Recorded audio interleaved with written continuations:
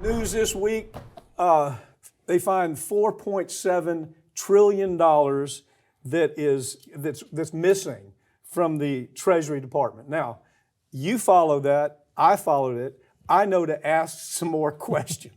And first of all, it wasn't $4.7 trillion came up missing.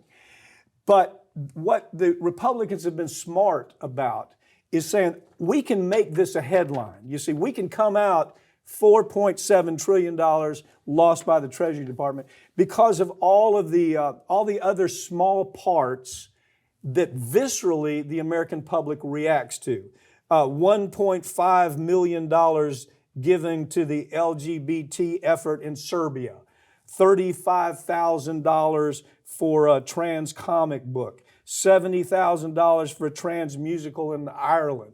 You see, those things they looked at, yeah, they did happen, and a whole list behind that. So what does that do? It allows the Republicans to pitch this story, hey, we just say $4.7 trillion, which is ridiculous. Go ahead. You know, I saw a quote the other day that actually is so perfect for this.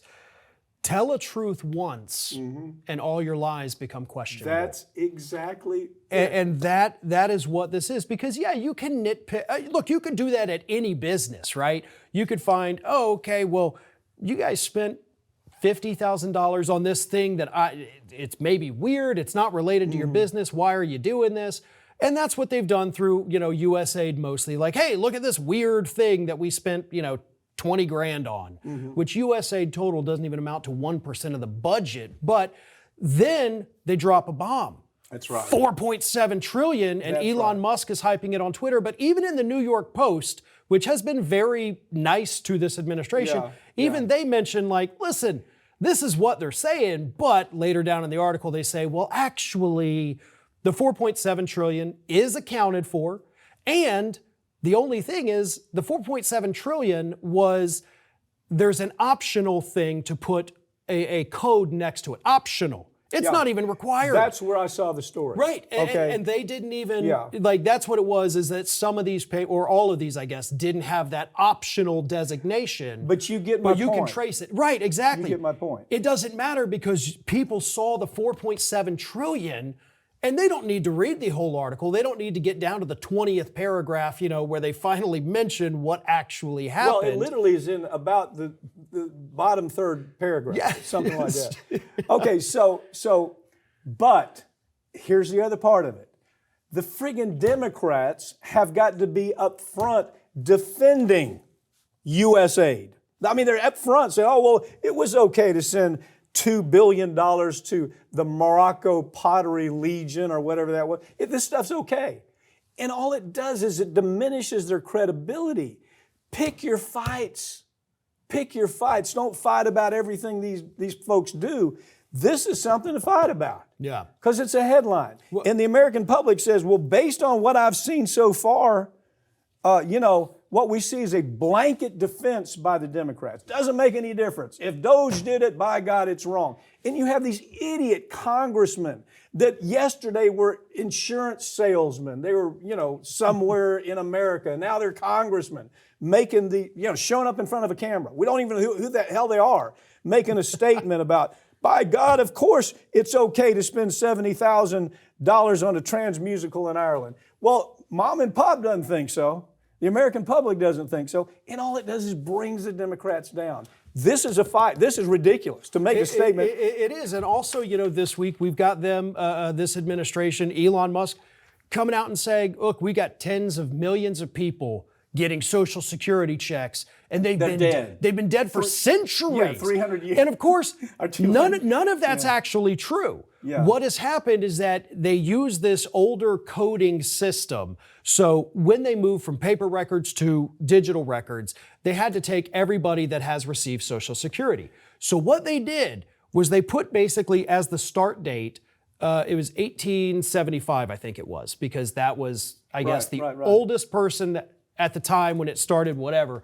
So anyway, it makes it look like you do have people that were born in 1875, but if you look in the system, it shows like, nope, no payments, know nothing. So this number was just made up because they didn't, the 19-year-olds he has running it don't understand that computer program. Let me shock you with something.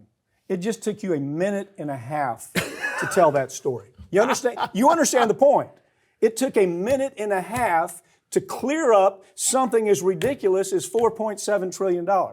And so and then they come out, the answer when anybody criticizes the $4.7 trillion, they say, oh, wait a second.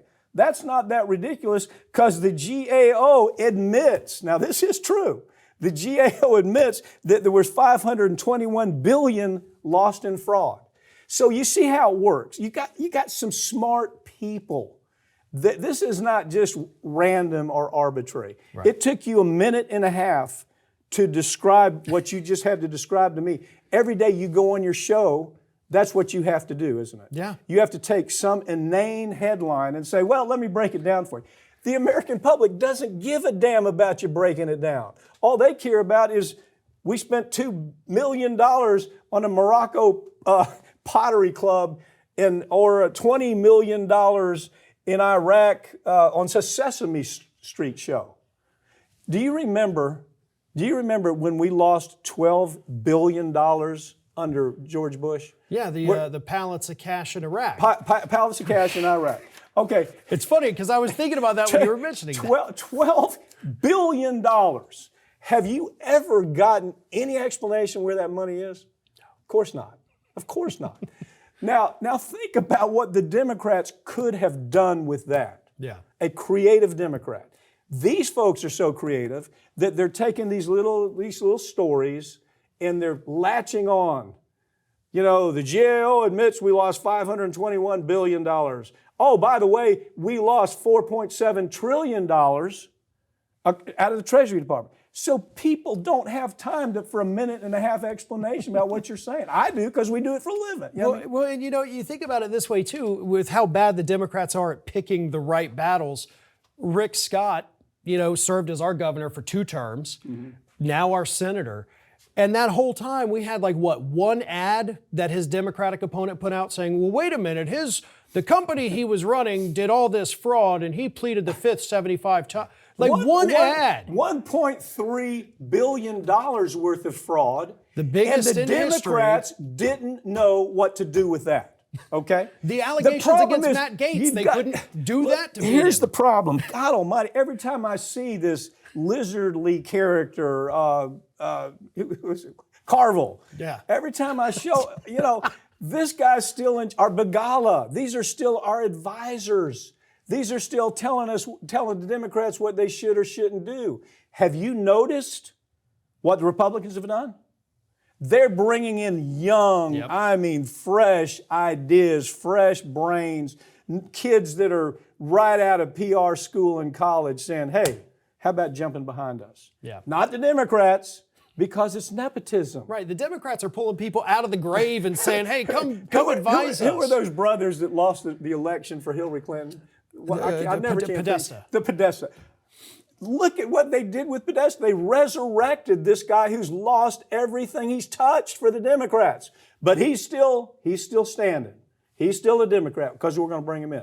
It's a different scenario, man, and it's going to be killing the Democrats if they don't adjust.